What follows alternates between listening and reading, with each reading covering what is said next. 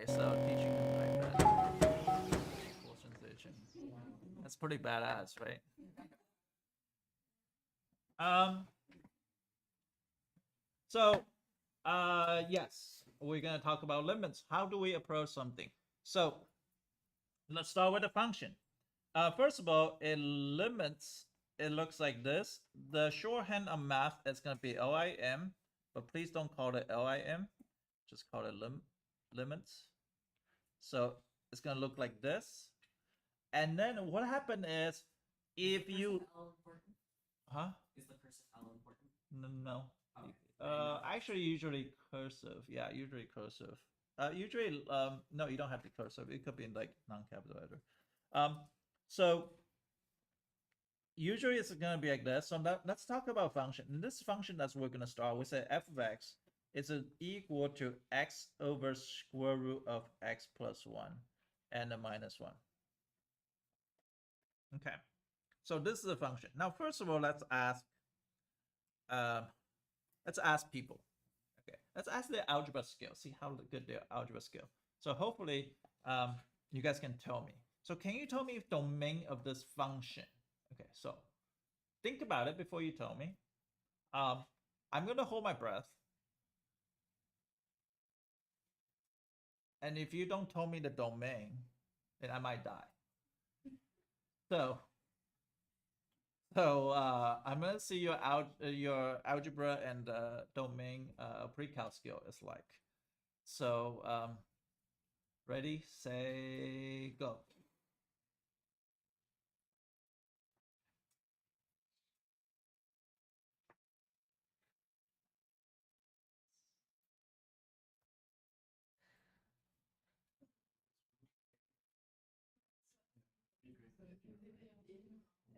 I think negative one is right. It can't be zero though, because yeah, and then positive. Negative one. I hope it's a great negative one. Because negative one is bracket, negative one I confirm is zero. Yeah. Yeah, that's the thing.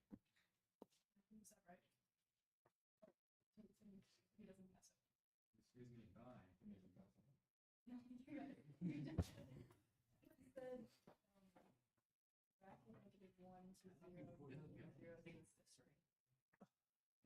Thank you, Rajosh.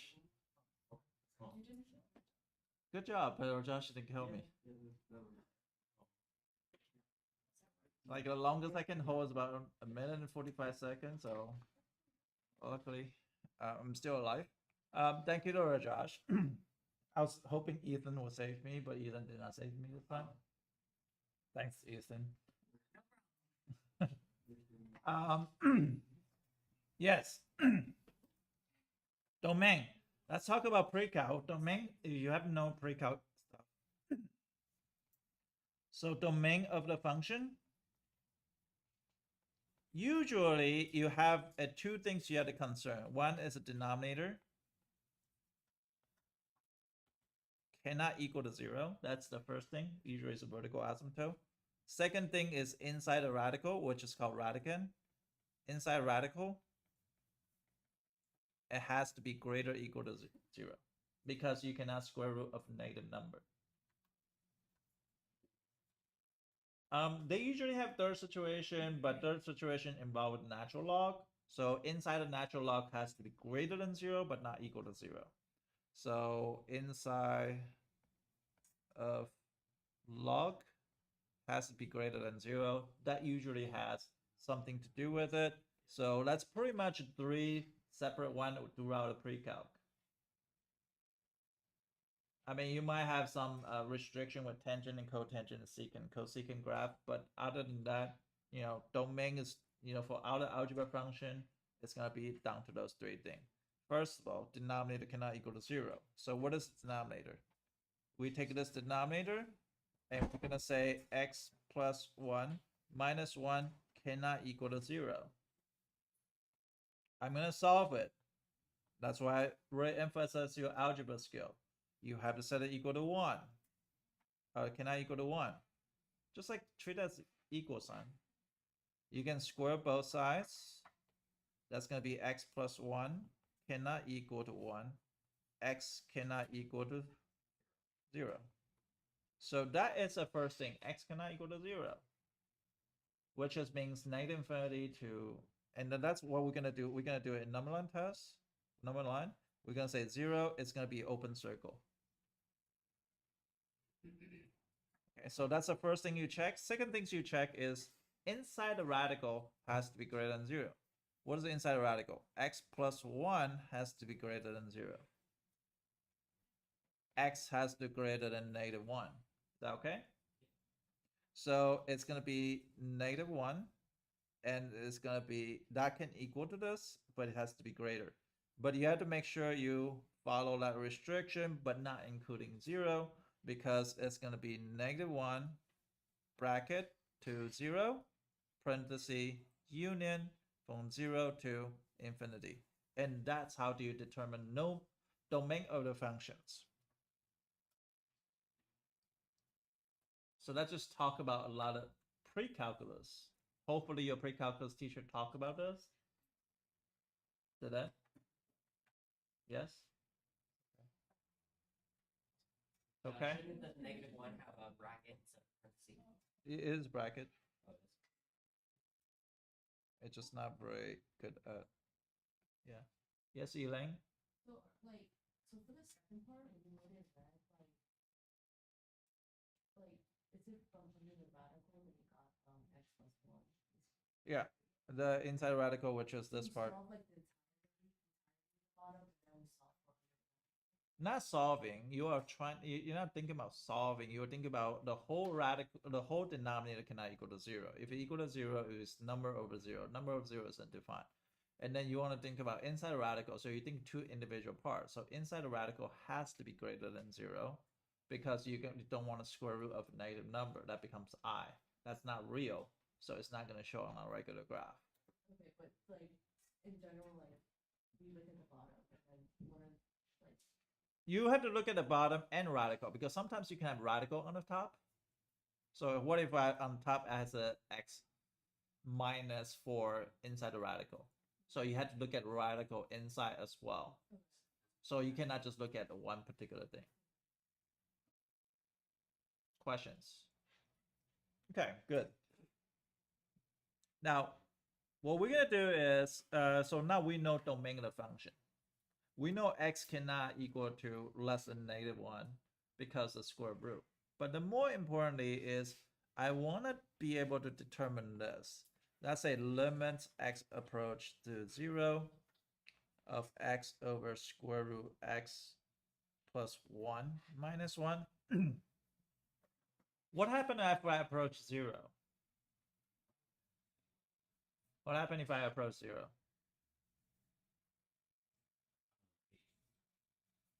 There's just a hole in the graph. That's a good thinking. Good. But numeric number wise, what am I going to get?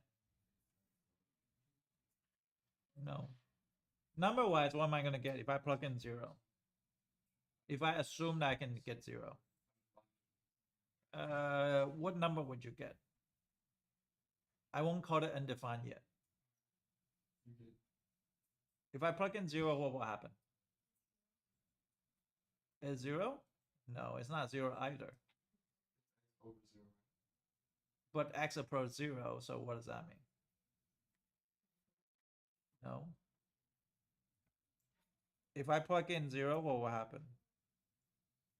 0 over square root of 0 plus 1 minus 1 as equal to 0 over 1 minus 1 as is 0 over 0. 0 over 0 is not something we've seen in the past. I mean, maybe we've seen it. But 0 over 0 is pretty unique situation. It's not undefined. It's not 0 either. There's new name. The new name is going to call the indeterminate. It's indeterminate. That means you don't know what it is.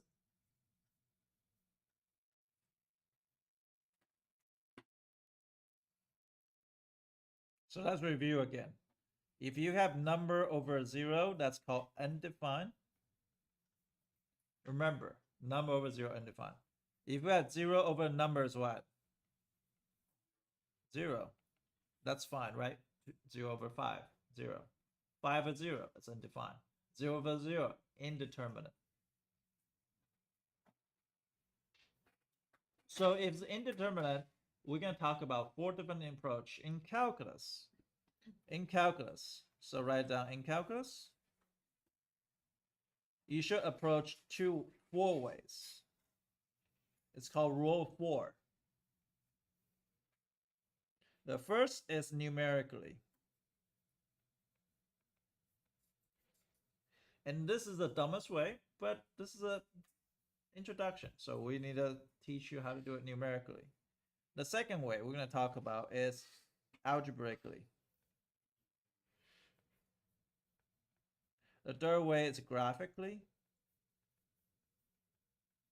The fourth way is analytical.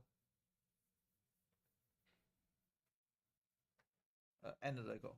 So this is a very important. Every time you're doing problem, you should think about all those 4 things. That's called perspective. You should think about numerical perspective. You should think about algebra perspective. You should think about graphic perspective. You should think about analytical perspective. So there's a 4 different perspectives are super, super important.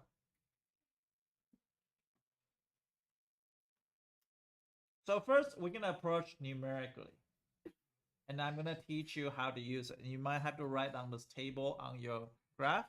So imagine that I'm going to teach you how to use Desmos. You guys should download the Desmos apps on your cell phone. And again, you guys should subscribe to my channel. I'm becoming a professional YouTuber now. What I'm trying to say is, you have to look at those small details. Wait, am I recording? What just happened? That's a 2-hour. That's going to last like 4 videos. Right. My memory's gonna die.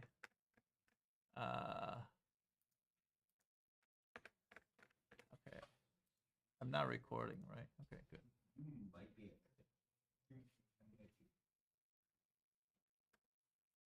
I need to find that file and delete it.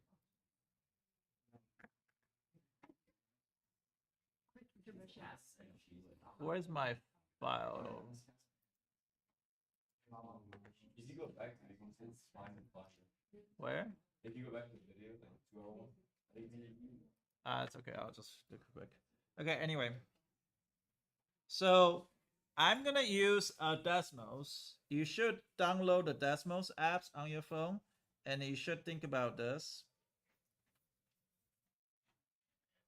So it's gonna be x over root x plus 1, right?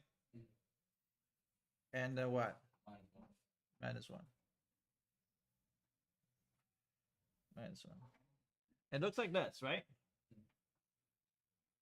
You guys should use your cell phone. Try to get it. And use a computer if you cannot get it. Now you're gonna see this. There's a wheel button on the right top of the equation. Like you see the equation, there's a wheel, looks like a flower. So I'm gonna click on it. I'm gonna click the table. Obviously, if I plug in -2, it's undefined because that's not within the restrictions. That's not within the domain because you're gonna call square root of negative number. Now, what happened is, so we're not worried about that part. We worry about different part. We worry about at 0. At 0 is undefined. So imagine that Rajesh is coming from the negative end. And we say Rajesh is going to be, say, -1. He's going to give me 1. And I'm going to come in from the positive side. We're going to say 1. Okay, so this is called numerical approach. You're going to have to enter in those numbers and try it. And let's just say Rajesh says, I'm going to take half amount of step over. So it'll be -0.5. Do you see that?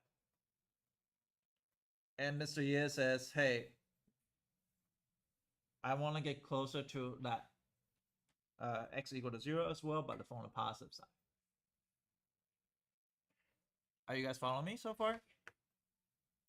And then I can approach even closer So that just says negative 0.1 and 0.1. Do you guys see the value is getting closer to a value?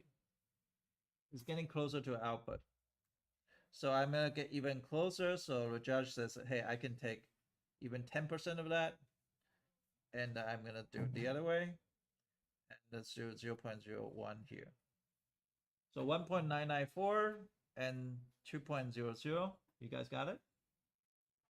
Hopefully you get a point because I can reach even smaller.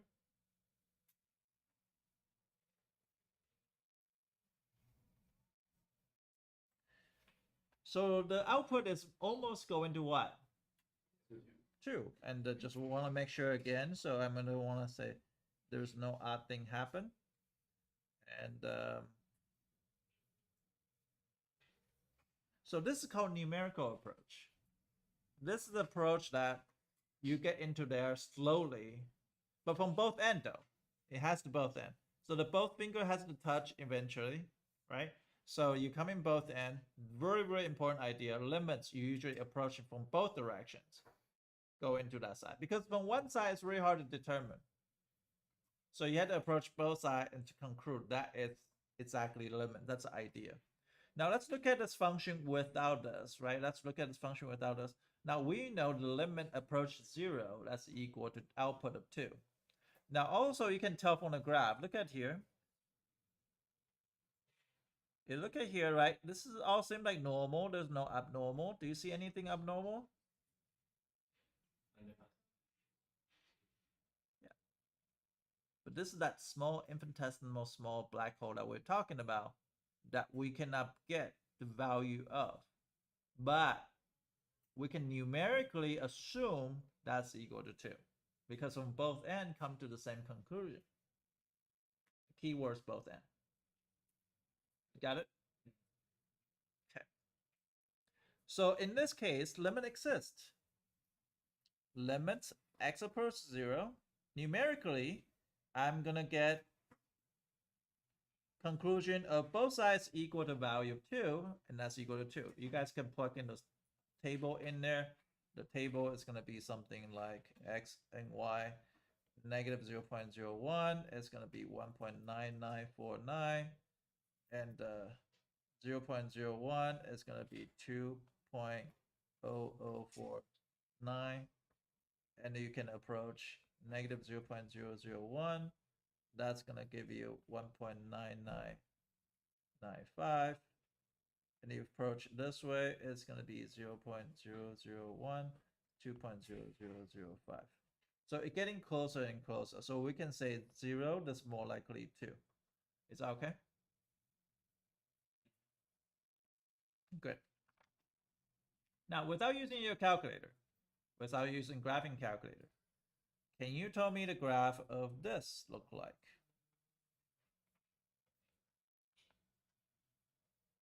Without using graphing calculator, can you tell me absolute value for x over x? Now, okay, now think about this, right? So numerically, that's a good way. Algebraically, that's a good way. Graphically, that's a good way. And analytically. Everything you do from now on, you had to think about 4 different perspectives. Numerically, algebraically, graphically, analytically. Analytically, it's interesting. So this is an analytical way of thinking. Hey, can you tell me what's absolute value x over x graph look like? Just think about it. And you're like, what do you mean just think about it? It's just negative 1 and 1. It can't be negative 1. It would just be positive vertical. You could have a negative in the bottom. Oh, true. X. And then it can't be 0. I don't say you get any other number. Anybody else? Jack, what do you think? But x and absolute value. Like a V-shaped graph, okay? Okay, yeah, you're thinking about something. You think about graphing, yeah.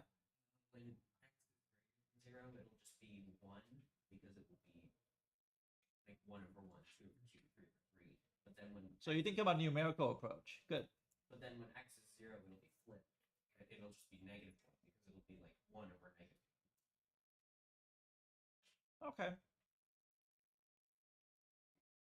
See, right now, only 2 students can think like that. That means only 2 students can get a 5.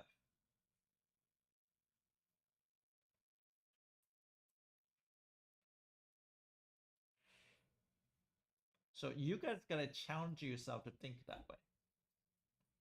Think about, you cannot be, oh, most of you guys like, oh, can you just tell me what a graph looks like? No, you gotta come up with it. That's called analytical. Analytical is gonna be the most important piece for you to get a 5. Algebraic, we're gonna practice a lot, so you're not gonna have a problem. If we perfect it, you're gonna get a 3. If you can think about graphically, you're gonna get a 4. If you can think of analytically, everything you do is gonna give a 5. So that means every times I'm gonna challenge you to think about analytically. So yes, graph. Now, before we talk about this graph, we're gonna show you the graph look like, and which is I actually did before, and somebody did saw it. So it's absolute value x over x. Now, absolute value x, just like Jack says, it looks like this, but he doesn't know what happened when divided by x. That's why you challenge yourself to think about it, x. So the graph's gonna be like this. And not only that graph is like this, is here, we reach to here is undefined, is open circle. When the approach here is undefined as well. So it's an open circle on both ends. So that's gonna be like this.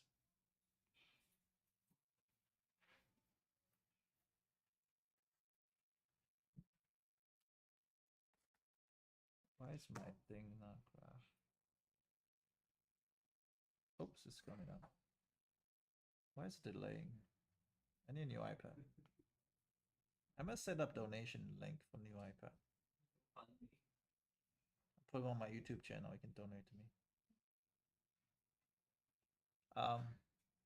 So the graph's gonna look like this. But I'm gonna talk about how do we do it algebraically in a second. So this is like this way, this is like this way, and that's gonna be -1, this is 1. And obviously, if you look at this, then you say, oh, okay, that's interesting. So this is the first case that we're gonna talk about. Limit does not exist.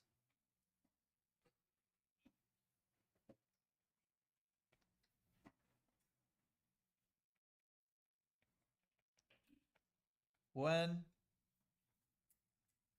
limits x approach to a from the left of f of x does not equal to limit x approach to the right of f of x. Does not equal to. Obviously, if we approach 0 from the left, it's going to be -1. Approach to the right, it's going to be +1. So limit does not exist when limit x approach to a from the f of x on the left does not equal to limit x approach to a from the right of f of x. That's like between me and Rajosh. 2. Unbounded behavior.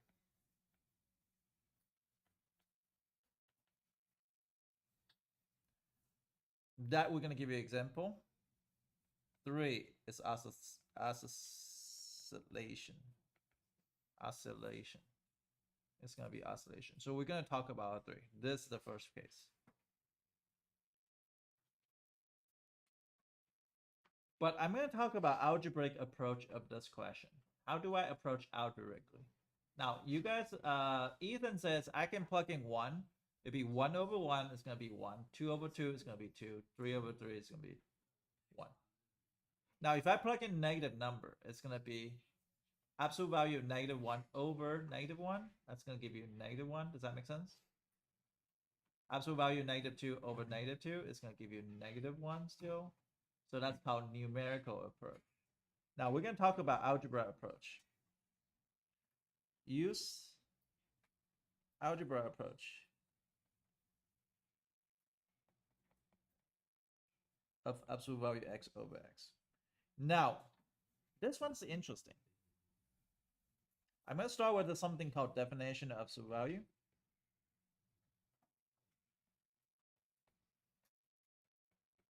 What is definition of absolute value?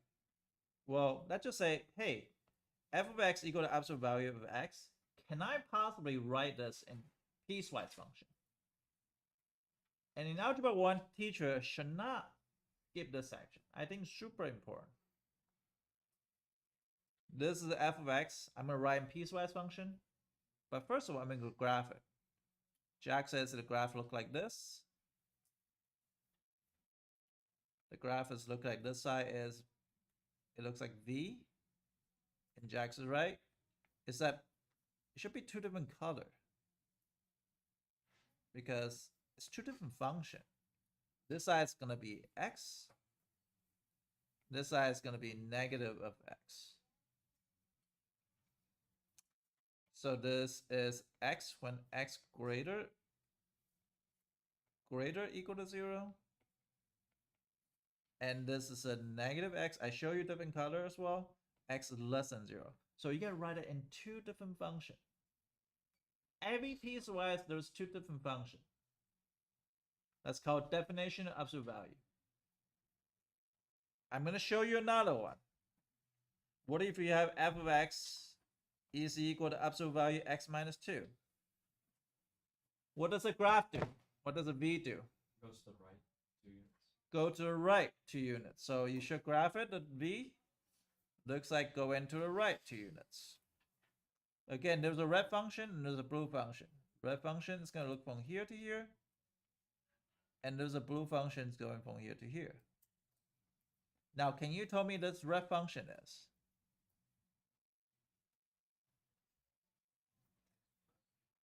What is it? No. X minus 2. It's same as the original. Like this. Very, very important. And what's the other side? What's the blue function? Almost, I think that's good. That's good enough. But it's probably better to look at this way. Just put a negative sign in front of the whole parenthesis. So that's going to be x less than 2. Is that okay? So there are two different functions. Always recognize that. Now with knowing this is algebra skill. We're going to look at this. We can say, okay, well, if I have f of x equal to absolute value x over x, can I write in a piecewise? Right? This one, can I write in piecewise? Well, I can. When x greater than 0, I'm going to have x over x. Does that make sense? Because the absolute value of x, I'm going to change into x. Because I'm writing two p's. I'm writing the positive one. The other one, I'm going to write down negative x, sorry. It's going to be negative x over x. Is that okay? So can I change that to 1 when x greater than 0, negative 1 when x less than 0? I just rewrite a piecewise function algebraically, step by steps. I should change that to here. What happened when limit x approaches 0 from the positive side? Well, sorry, let's start on the negative side. Of absolute value x over x?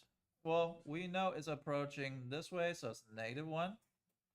Limit x approaches 0 from the positive side is equal to 1. So therefore, limit x approach to 0 is what? If I approach negative, now on the negative side is negative 1, and positive side is 1. What is limit x approach 0? You can't do it at that. It's two different. Two different value, which is what? We should look at this. Limit x approach to 0 from the left of f side. And that's does not equal to limit x approach 0 from the positive side. Do you see that? This is negative 1. This is a 1.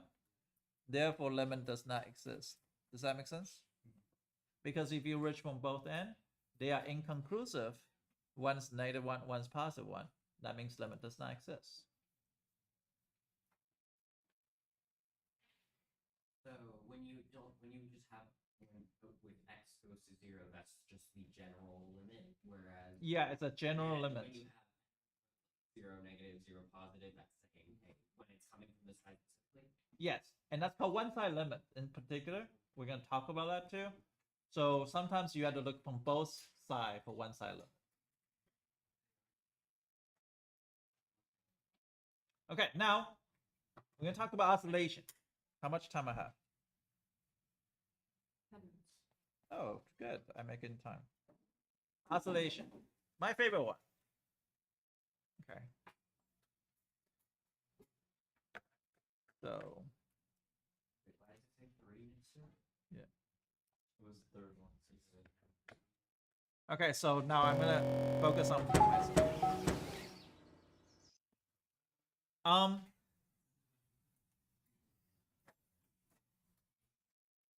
My mom is I have an Asian mom. And that's the only thing I have to say. Those people have Asian mom, you know what it is. And ask your mom's generation. So I'm like I can be your dad as much. So ask your mom what's the grandmom treating their mom like, right? And so if you're Asian family, you know you get shit beat out of you pretty much all the time. It's like you don't even understand why. That's how crazy that is. Like white people don't understand. So you guys get like I called Robert's mom yesterday, and most thing he's gonna get is probably, dude, you need to go to your room. And that's it. There's no penalty, there's no consequence, there's no nothing. White people, you have it easy. No offense to you, but you have it easy. Me, on the other side, I'm Chinese. So I remember like my mom used to like come in at me and just yell at me, right? And I will look at her when she yell at me, right? And she will says, why you stare at me when I'm yelling at you? So she slapped across the face, like a forehand. Like we're talking about forehands, right? Forehand slap across. And then, and now I was like, she slapped away as I just looked away. So I was just being convenient, just looking away. And she's like, I'm talking to you. Why are you not looking at me? Right? And she slapped backhand. You can't. And then this goes in cycles. Like you don't know what to look at the end because you're like, shit, I don't know whether to look at her, not looking at her, right? And that's very traumatizing. And I always thought this when I thought this example. And this is very interesting. So we're going to talk about this, right? We're going to talk about this. And so, yeah, for my PTSD a long time ago. It just like happened like 30 years ago, you know, that's crazy. So we're going to talk about this function. It says limits x approach 0, sine of 1 over x. Now, this is a very interesting function. If I were to do a table, now this table, I'm going to do it from the left side. I'm going to say x and this is y. Y equal to sine of 1 over x. Now, there's a value I'm going to plug in. I'm especially arrange this value, and this value is focused in a certain ways. So, yes, I'm going to here. And then you said, well, yeah, okay. So this part I'm going to arrange in a certain way. I'm going to arrange it as 2 over pi. Can somebody tell me sine of 1 over 2 over pi is? Good, you switch, keep change flip. So what is sine of pi over 2? 1, right? Sine of 1 over 2 over pi, right? That's equal to what? Sine of what? Pi over 2, right? That's equal to 1. Does that make sense? What happened if 2 over 3 pi?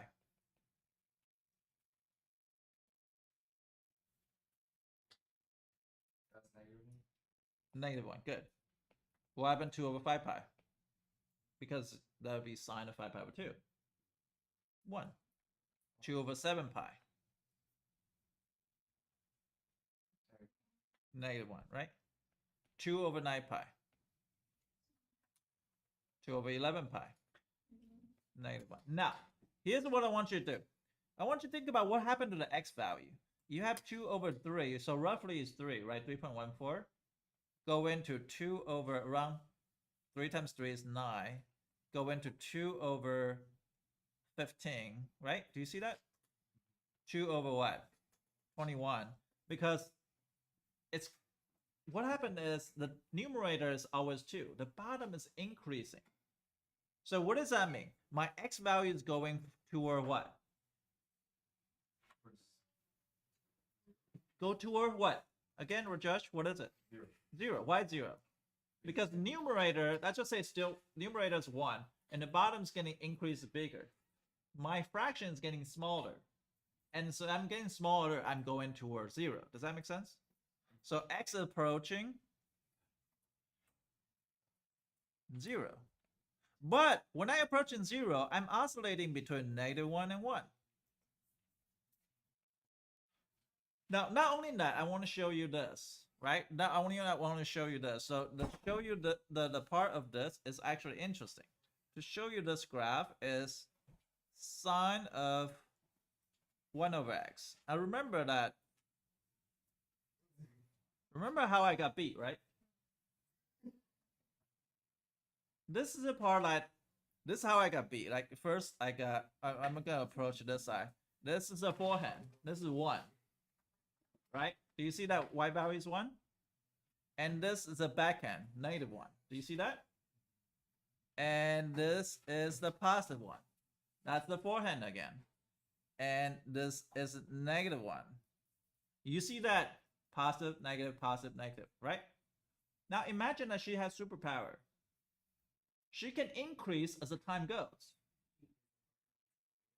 Is it? She is a particle accelerator. She can increase the speed and she go faster and faster and faster and faster.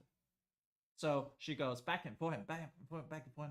And it's pretty much really fast, right? Super fast where you can't even tell what it is. So I say snap, and then that's the time is stopped. When the time is stopped, and I get to ask a question. Did she slap you backhand or forehand? That's when the moment you say you have no fucking clue. Does that make sense?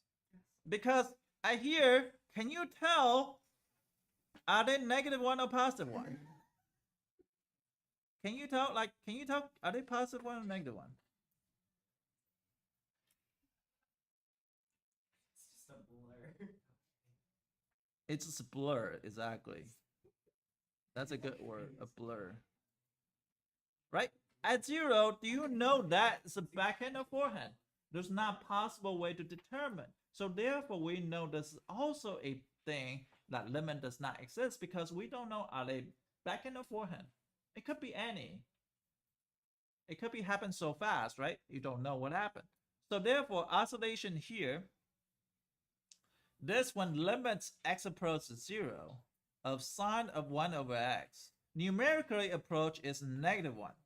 Backhand, forehand, backhand, forehand, backhand, forehand. But it's, I'm going to 0, it's going to go faster and faster. So eventually when it's 0, it does not exist because we don't know what the oscillation is going to be. The graph is going to look like something like this. Could you zoom out real quick? Zoom out? Yeah. Like this? Yeah. Yeah. Okay, never mind. Thank you. Do you see in the middle? You cannot tell.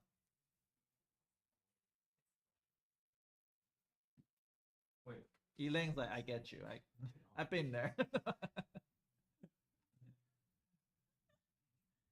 Have you been there, Minnie? You didn't? Okay. Okay, so good. That's it for today. Is that pretty cool graph?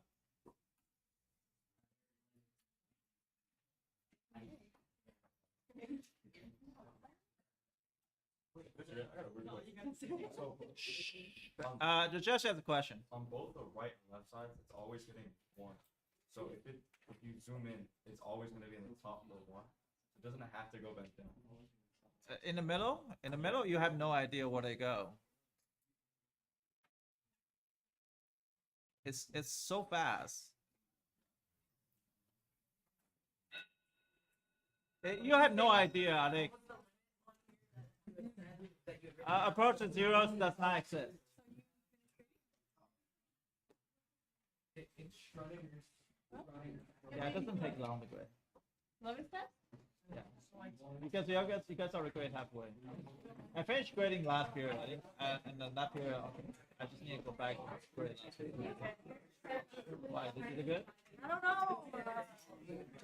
No, mystery.